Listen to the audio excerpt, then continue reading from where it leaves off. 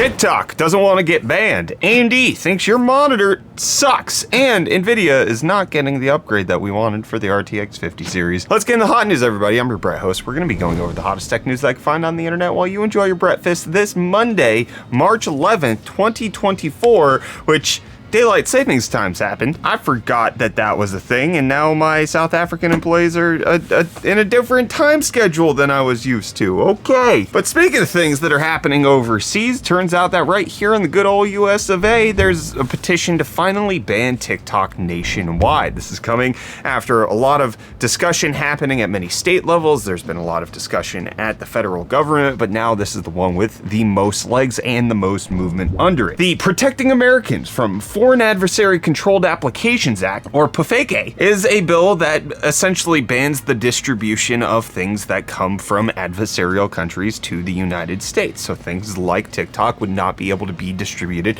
by the Google Play Store or the Apple App Store. This also impacts a few other companies that have been riled up because of this, such as DJI, who makes drones, as well as different cameras that we use here at UFD Tech. And one of the things that happened with this movement, with this part of the bill, was that it was actually passed in a unanimous vote of 50-0 by the Energy and Commerce Committee to advance the measure to potentially be included for a full vote in the United States Congress. On top of that, President Joe Biden has said that if this bill actually reaches his desk, he would sign it, whereas previous measures that were going to ban TikTok, there has been some hesitancy from the White House as to whether or not they would support it. So this one seems to be more legitimate. I didn't cover this at first because I wanted to see where this was going, and as time is passing, it does appear like this could potentially lead to the downfall of TikTok, so much so that TikTok actually has been putting out within the app, hey, call your representative, call your congressman, try to get this worked out, because if you don't, TikTok could be banned. If it does get passed, the company that owns TikTok, ByteDance, would have 6 months to sell off the property to somebody else so that it's owned wholly within the United States. There's no known people who would do that at the current moment, but one person whose name got thrown in the ring was Bobby Kotick, the former CEO of Activision Blizzard, and that just, then you could call it like a TikTok. It'd be great branding for him. Obviously, we'll keep you up as all of this continues on. I'm honestly really skeptical that this will make its way through the United States government. I'm not terribly versed in the political realm, but a lot of times things that have this much economic power, a company that is this large, likely can't be disbanded that quickly. I don't see it going through without like certain protection measures being put in place for the larger companies that have large stakeholds and footholds here in the US, like DJI or TikTok. But let's keep our minds overseas, at least from my American perspective, talking about what Apple did to Epic Games on the Swedish App Store, because Epic Games applied to have their Apple developer account back after they've been banned for many years. Apple said yes, but then Tim Sweeney tweeted out some really mean things about Apple, and then Apple was like, no, you're not allowed to do that. You stop, you're not a developer anymore. And then the European Commission launched a preliminary investigation to kind of find out, wait, hey, Apple, you just bullying Epic Games? And so within 2 days, Epic Games has their account back on the Apple App Store, and Fortnite will be coming back to iOS over in Sweden. You don't have to worry your sweet little brains about it. Thank you, European Union, for making sure that Apple can't bully Tim Sweeney. That's the good news of today. And Reece, give us the deals, the good deals. Yo, welcome back to UFD Deals, bringing the hottest tech deals out on the internet. Happy Monday, guys. Hope you guys are doing well. And hey, deals. Starting off today, because some of you guys liked the cloth mouse pad last week, we have this Corsair MM100 cloth mouse pad for only $4.99, making it $5 or 50% off. Then if you want to slap something on that, you can get the Logitech G502 Hero Wide Gaming Mouse for only $44.99, making it $35 off. And then lastly, we have AMD's big boy with the Ryzen 9 7900X 3D for only $388.99 with the included promo code, making it $75 off. And hey, them's the deals. You can find these and more linked in the video description down below, but until next time, I'm gonna hand you off back to Brett for the rest of your hot news. Cheers. Well, Reece, AMD thinks that deal you got on a monitor, I'm sure you've pitched one that was 120 hertz recently. It sucks. It's stupid. It's bad. They're not going to certify it for FreeSync anymore. This is coming out after last week AMD announced some more changes to their certification on how FreeSync is going to work. And if you have a 120 hertz screen, you're pathetic. You're poor and broke, and AMD doesn't like you, because FreeSync now on monitors and TVs, to get even the base level FreeSync FreeSync recommendation by AMD. If you have a 1440p or 1080p monitor, it has to be a minimum of 144 hertz. If you're at 4K, that means that your horizontal resolution's above 3440, so therefore you're allowed to be only at 120 hertz. So that means TVs, which are typically 4K, 3840, which is higher, they can be at 120 hertz. So this works for consoles, but if you're looking for anything for your gaming PC, well, you can't get FreeSync if you're just on some 1440p 120 hertz nonsense. You want to know why AMD did this? They said 60 hertz is no longer considered great for gaming, and that a majority of gaming monitors are 144 hertz or higher, and that when FreeSync came out in 2015, 120 hertz was a rarity. So now that it's more frequent, 60 hertz, pathetic. It's bad for gaming. You normal person who just has a regular monitor, you suck. You can still get variable refresh rate, and I'm sure you can get adaptive sync to some extent. It's just that it's not going to carry AMD's certification. It's really not the biggest deal in the world, but it is kind of funny how all of that is shifting. There's no real commentary I can make on it besides, like, I was thinking about this yesterday when it comes to display technologies, that for the most part, for I guess the greater part of 2010s, there was a large push in trying to up the resolution, going from 720 to 1080 to 1440 to 4K, and the jump to 4K to 8K is just not really happening. I've had an 8K TV since 2020 when LG sponsored a video for us, but they have not become that much more accessible in that time. But what has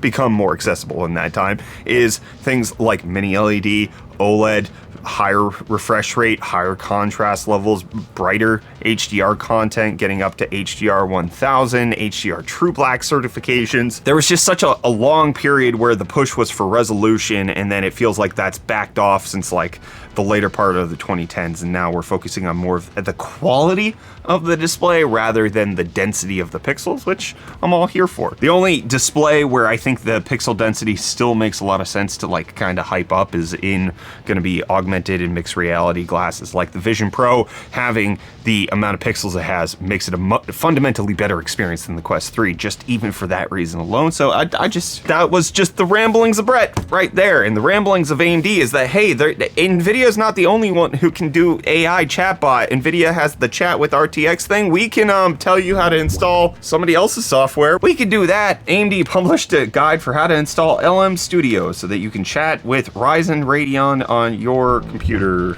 It feels desperate that they're doing this. I have nothing good to say besides I think the people who would want to run a local language model would know how to do this. The thing about chat with RTX is that it's like simple and like baked in with the NVIDIA stuff, and like I don't know, AMD, you're looking a little desperate. And we're going to talk a little bit more about the RTX 50 series, but NVIDIA did have some things to say about AMD and the competition when it comes to AI, and that is they can't even give them away for free. If you got free AI chips from any other company, they would not be worth anything, because it's just, NVIDIA has that much of a lead when it comes to their AI processing. But getting a free AI chip, dumb, bad, pathetic.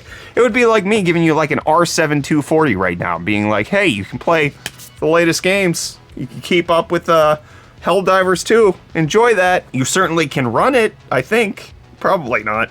But it's not going to be a great experience. But let's get to talking about the RTX 50 series, because there's new details coming out from a well-known leaker who's been trying to keep paces with how NVIDIA is exactly going to be speccing out these cards. And it turns out that one of the wish list items for the RTX 50 series, especially the 5090, was that the memory throughput was going to be through the roof. 512-bit bus would have been a significant upgrade over the 384 bits that we've been seeing on things like the 4090 or the 3090 Ti. And it turns out that it's just not happening. It's just going to be the same. NVIDIA's not going to give us more. It's going to be 384 bits. You wanted more for your memory throughput, you're going to have to wait for something else or potentially buy a higher class card, because the RTX 5090 is going to likely still be 24 gigabytes and the same memory bandwidth and have the same memory bit interface. It likely will have higher bandwidth because it is expected to use GDDR7, which just got through certification. So that's going to be coming out, but the 5090 itself likely not going to be a huge step up in the memory department from something like the 4090. But in terms of the cooling department, Jensen let everybody know in an interview that the next generation DGX system, which is their big honkin' wonkin' chopper GPU, is going to have to be liquid cooled. It's going to be too much. It's going to consume a lot of wattage. Dell already talked about how these Blackwell GPUs will likely be 1,000 watts, and so NVIDIA is just saying, yeah, we had to figure out how to cool all of this, but don't worry, Intel figured out how to cool 2,000 watt processors, so you could just hold your little horses on that. And I want to hold your little comments in my mouth and spit them out, because it's comment response time. I'm sorry for that. I don't even know how to say this name. Guggenberg. I feel dirty for saying that. It says the $8 a day is completely insane. I really hope this fails for NVIDIA. It's insanely greedy. Volta is saying $1.5 for an hour of gaming is insane. Just 1,000 hours can be achieved in a year, assuming around 3 hours of gaming daily would cost you $1,500, which is the cost of a good mid-range PC. I am glad that there was such a negative response to this, because when I filmed my episode of Hot News, I had not seen the internet's reaction, how much NVIDIA was charging for the day passes for GeForce Now. I felt like it was an absurd amount. It was way too high, and seeing that that's generally been the sentiment of like, NVIDIA, what are you doing? I feel a little validated there. Mauset owner saying $8 a day, that's almost $3,000 a year. You could buy 2 RTX 4090s with that money. Are they insane? And I hear that argument, but it's also one that I really try to stay away from in Hot News, because the idea isn't that for the $8 day pass that you wouldn't then just switch over to the monthly pass, which is $20 a month, which gets you everything that you want. Buying the day pass for 3 days is more than just getting the monthly pass. So I think it's really supposed to be like, oh, if you have like friends over and you have a Chromebook that you can let them borrow and you're trying to play Fortnite together, you can buy them GeForce Now, the $3-4 day pass, the cheap one, and then you guys can play together, and it'll be a little bit easier that way. It's still too expensive. I don't like it. Even if you break it down where it's like you can get the monthly thing, I feel like NVIDIA's being way too pushy about it. Then we got Too Much J-Pop saying unrelated, but RIP Toriyama. Yes, in case you didn't hear, over the weekend it was announced that Akira Toriyama, the creator of Dragon Ball as well as a bunch of other beloved franchises, passed away unfortunately, and a lot of the media and things that he created live in the consciousness of so many people. I know personally, for me, like watching Dragon Ball Z after school as a child was just a formative experience. It was like one of the first things where it wasn't like, I don't know, mindless kids entertainment in a way, where like Goku going Super Saiyan because his best friend was like murdered. It just felt more substantial than anything Pokemon was doing at the time. It's a sad day. He will be missed. It sucks. Now let's move on with some more comments. We got Rajan saying, Brett is correct about people not upgrading every year. Most people can't even afford to do that, and it doesn't make financial sense, especially seeing the hard times we fell on. I have an RTX 2080 and I still haven't upgraded. I've been thinking about waiting till the 5000 or 6000 series. It's not that I can be wrong about this. Like that is just what the data says. It's not an opinion that I have that most people don't upgrade every year. The data from every single piece of hardware vendor on the face of the planet will tell you that people don't do that. It is not a thing that happens. The most common upgrade cycle is 5 to 7 years. That is when people buy. NVIDIA, while they will compare to the previous generation, will get RTX 5090 versus 4090, who they're really trying to appeal to are the people that purchased their cards in 2017 and 2019. So the people that are on between a 1080 Ti and a 2080 Ti, that is going to be who people are looking to upgrade to the 5090. NVIDIA knows that. NVIDIA is a bad example because they're going to be selling to AI people. 145 Combine saying, it's definitely a weird metric to be using to measure how much success AMD has had this past year.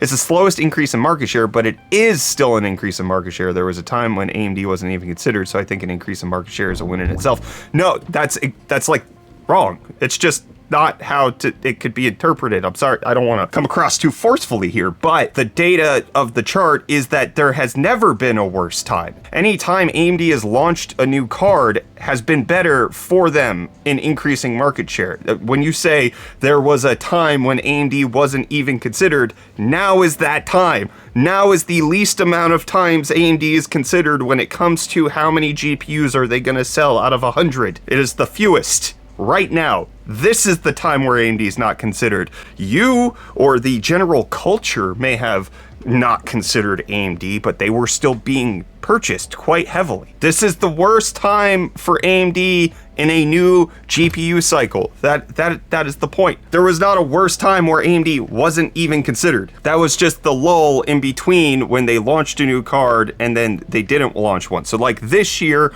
this data is not going to be used the same way because they're not launching the RX 8000 this year. Likely if they do, it's going to be towards the end of this year, late Q4. So 2025 will be the next time we measure how did AMD increase market share. Every single year AMD released a new generation, they saw a much higher uptake than they did with the RX 7000 series. This is their worst launch in terms of total market share. AMD not being considered. They're not in people's systems. Long live Intel. Arc. See you back here tomorrow for more of the hottest tech news.